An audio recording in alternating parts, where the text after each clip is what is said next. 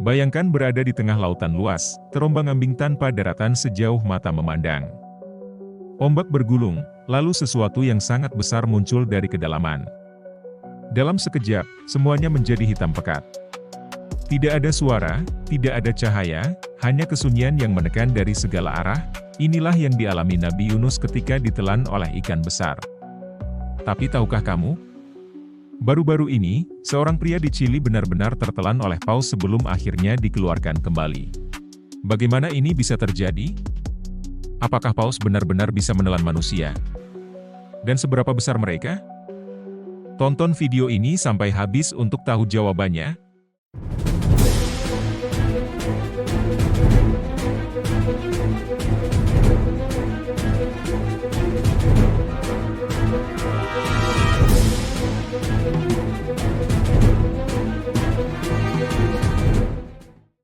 Selamat menunaikan ibadah puasa. Semoga tetap semangat dan penuh berkah ya. Sambil istirahat sejenak, yuk kita bahas salah satu makhluk terbesar di dunia ini, paus. Kisah Nabi Yunus adalah salah satu mukjizat yang disebut dalam Al-Quran. Setelah meninggalkan kaumnya, Nabi Yunus menaiki kapal yang kemudian dihantam badai. Ia akhirnya dilempar ke laut dan ditelan oleh ikan besar. Dalam kegelapan perut ikan, ia berdoa kepada Allah hingga akhirnya diselamatkan dan dikembalikan ke daratan. Tetapi, pertanyaannya, ikan seperti apa yang cukup besar untuk menelan manusia?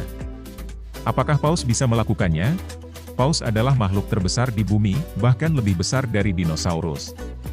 Mereka terbagi menjadi dua kelompok utama, paus balin, yang tidak memiliki gigi dan menyaring makanan dengan balin atau tulang saring, serta paus bergigi, yang memiliki gigi tajam untuk berburu.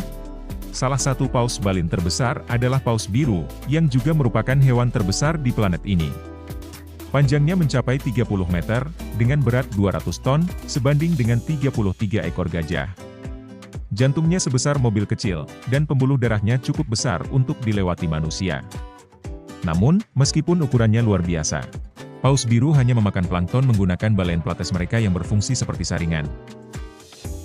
Di sisi lain, paus sperma, anggota paus bergigi, adalah predator lautan dalam yang sering bertarung melawan cumi-cumi raksasa. Dengan panjang hingga 18 meter, paus sperma memiliki kepala besar berisi minyak spermaseti, yang dulu sangat bernilai dalam perburuan paus.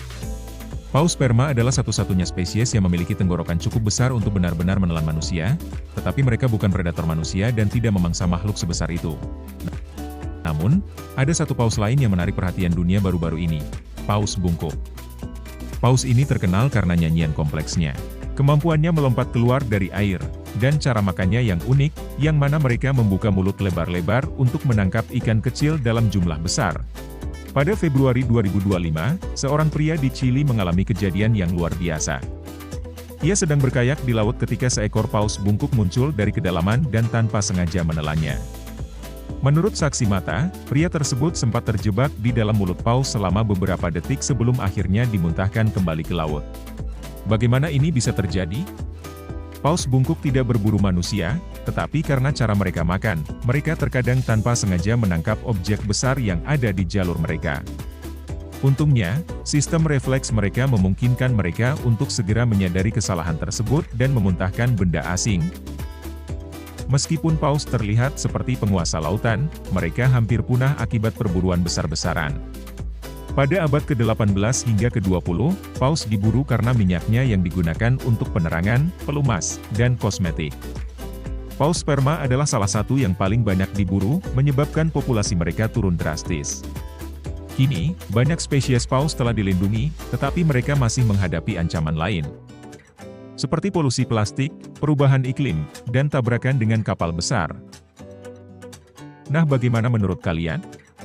Kira-kira ikan besar yang menelan Nabi Yunus itu beneran paus atau jenis ikan lain yang belum terungkap hingga saat ini ya? Tulis jawaban kalian di kolom komentar. Subscribe channel kami untuk cerita menarik lainnya dan ikut serta dalam aksi nyata melindungi pesisir.